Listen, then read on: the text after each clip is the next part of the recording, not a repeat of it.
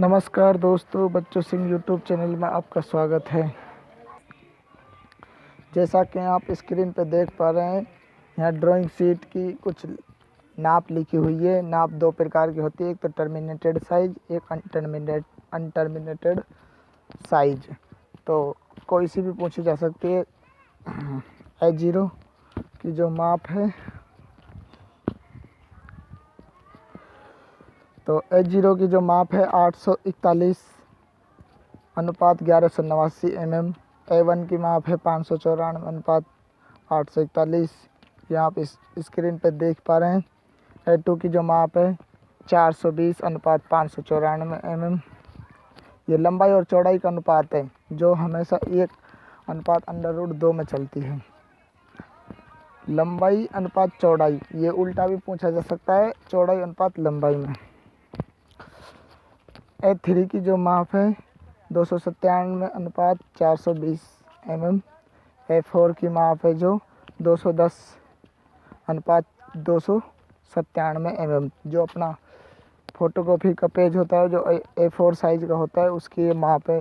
तो वो इतनी ड्राइंग शीट की माप है इसमें, मतलब ये तो मतलब आप समझ सकते हैं कि जितना बड़ा अपना फ़ोटोकॉपी का पेज होता है, उतना वो हमारी ड्राइंग शीट इतनी बड़ी होती है। वो ड्राइंग शीट कौन सी शीट? A4 sheet.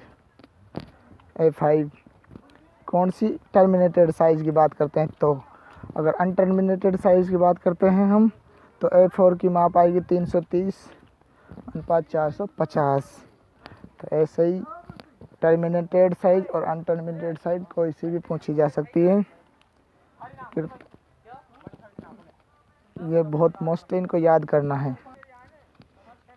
ये ड्राइंग का पहला चैप्टर है, जो फिटर और इलेक्ट्रीशियन दोनों के लिए कंबाइंड है, दोनों के लिए कंबाइंड क्लास है। तो आप इसको कॉपी में नोट करते जाना, बहुत अच्छे नोट्स है। मेरे को पूरा दिन हो गया इसको बनाते, तो आप इनको नोट करते जाना कॉपी में। उसके बाद आता है पेंसिल। पेंसिल 3 प्रकार की होती है, तो कठोर पेंसिल, मध्यम पेंसिल और नरम पेंसिल।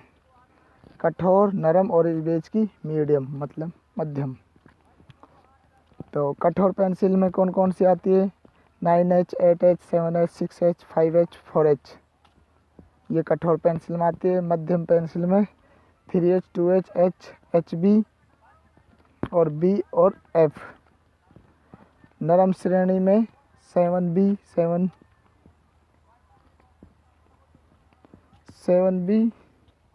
5B, 4B, 3B और 2B, एक 6B। ये अच्छा, ये नरम श्रेणी की पेंसिलों में आती है। फिर पेंसिल के बारे में भी पूछा जा सकता है कि पेंसिल का जो पॉइंट एंगल है वो कितने डिग्री का होता है। तो 12 से 15 डिग्री के बीच में पेंसिल का पॉइंट एंगल होता है। और ये जो आप देख रहे हैं, जो हमें जितने साइज़ को गटर मतलब छीलती है, उसका साइज़ 10 mm में छीलती है गटर। लाइन खींचते समय पेंसिल से जब हम लाइन खींचते हैं, तो लाइन खींचते जो समय उस पेंसिल का कोण होना चाहिए वो 60 डिग्री का होना चाहिए। पेंसिल को कठोर बनाने के लिए कोलाइड की मात्रा मिलाई जाती है पेंसिल में, और मुलायम करने के लिए पेंसिल में ग्रेफाइट डाला जाता है। ये बहुत मोस्ट क्वेश्चन है, लिख लेना। मैं आपको बार बार कह रहा हूँ, कॉपी पेन लेके बैठना, लिखते जाना। ऐसा नहीं कि बाद में लिख लेंगे, बाद में के चक्कर में बहुत हो जाएगा और लिख नहीं पाओगे और आपका छूट जाएगा ये। उसके बाद पेंसिल का आवरण। पेंसिल का आवरण पूछा जा सकता है, भाई हेक्सागोनल होता है कि पेंटागोनल होता है। तो पेंसिल का जो आवरण होता है हेक्सागोनल होता है, यानी हेक्सागोनल, यानी कि उसका जो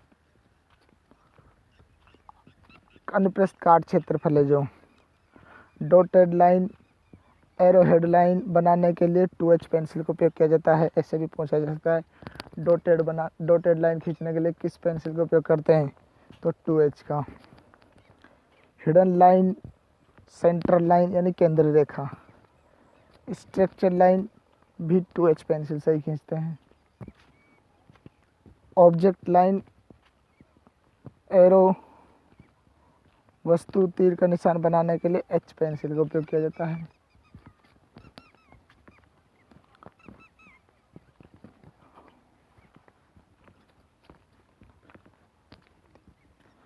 यानी नंबरिंग और गिनती अक्षरांकन के लिए HB पेंसिल का उपयोग किया जाता है।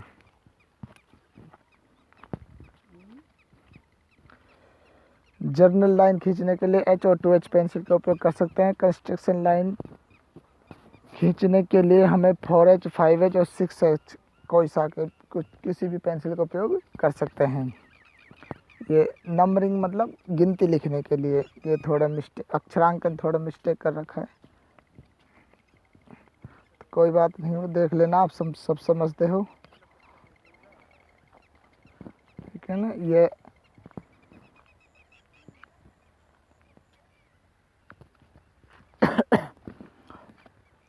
उसके बाद है टी स्क्वायर की साइज। टी स्क्वायर की साइज भी पूछी जा सकती है। तो टी स्क्वायर में से कौन सी लाइन खींची जा सकती है? क्षैतिज समांतर लाइन खींच सकते हैं। टी स्क्वायर का उपयोग इसमें किया जाता है। टी स्क्वायर की जो माप है, T0 की 1500 mm, T1 की 1000, T2 की 700 और T3 की 500 mm में ये माप दी। टी स्क्वायर का उपयोग बताई दिया मैंने, क्षैतिज और समांतर लाइन खींचने के लिए कर सकते हैं। उसके बाद आता है ड्राइंग बोर्ड। ड्राइंग बोर्ड की माप भी पूछी जा सकती है। तो ड्राइंग बोर्ड है भाई, लकड़ी का बनाया जाता है। सफ़ेद पाइन लकड़ी किसकी होती है? सफ़ेद पाइन की या फर या ओक की, और उस लकड़ी को बोला जाता है मेसोनाइट। मेसोनाइट की भी होती है मतलब। अच्छा, ड्राइंग बोर्ड की जो माप है वो लंबाई इंटू चौड़ाई इंटू ऊंचाई होती है, मतलब यानी 1500 mm लंबा हो, 1000 mm चौड़ा और 25 mm ऊंचा ड्राइंग बोर्ड होता है। D0। D1 1000 into 700 into 25, D2 700 into 500 into 15 mm में ये सब, D3 500 इंटू 350 इंटू 15 mm। लकड़ी की विशेषताएं भाई, ड्राइंग बोर्ड जो बनाते हैं लकड़ी का बनाते हैं, तो उसकी विशेषताएं कौन कौन सी होनी चाहिए उस लकड़ी में? पहली विशेषता ये है कि भाई वो लकड़ी मौसमी होनी चाहिए, सॉफ्ट होनी चाहिए, गांठ मुक्त होनी चाहिए। अच्छा, उसके बाद आता है पेंसिल। मैकेनिकल पेंसिल को तीखा करने की आवश्यकता नहीं होती। मैकेनिकल पेंसिल उस पेंसिल को बोला जाता है जो पेन वाली पेंसिल होती है ना, जिसको आप उसको बोलते हैं मैकेनिकल पेंसिल। मैकेनिकल पेंसिल, अब सोच रहे होंगे मैकेनिकल क्यों बोला जाता है उसको? क्योंकि जो उसका मैनेजमेंट है पूरा यांत्रिक रूप से चलता है। मैकेनिकल का इंग्लिश अर्थ होता है यांत्रिकी, तो वो पूरा यांत्रिकी से चलती है।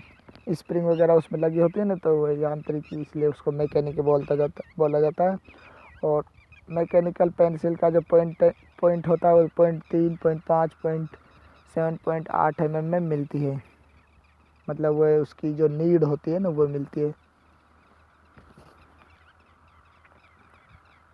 मैकेनिकल पेंसिल या fine lead pencil, clutch pencil या ऑटोमेटिक पेंसिल, ये सारे उसी के नाम हैं। सेट स्क्वायर का उपयोग क्षैतिज रेखा खींचने के लिए नहीं कर सकते। सेट स्क्वायर का उपयोग से हम क्षैतिज रेखा नहीं खींच सकते। तो अब क्षैतिज रेखा खींचने के लिए मतलब सेट स्क्वायर का एक हिस्से से खींच सकते हैं, तो वो उसमें ऐसे नहीं माना जाएगा। सेट स्क्वायर वो दोनों का ही कॉम्बिनेशन होता है, उसी को बोलते हैं सेट स्क्वायर। अगर एक से हम खींच रहे हैं तो हम उसके स्केल का काम कर रहे हैं। किसी के मन में चल रहा होगा यार खींच क्यों नहीं सकते, एक से खींच लो, तो वो क्षैतिज रेखा नहीं मानी जाएगी, नहीं खींच सकते। नियमित कार्य के लिए मिड पॉइंट पेंसिलर का उपयोग किया जाता है, और नियमित कार्य के लिए मिड मेड पेपर का भी उपयोग किया जाता है। हेड मेड पेपर पर नियमित कार्य नहीं कर सकते। नियमित कार्य के लिए मिड मेड पेपर का उपयोग किया जाता है, नहीं कि हेड मेड पेपर का।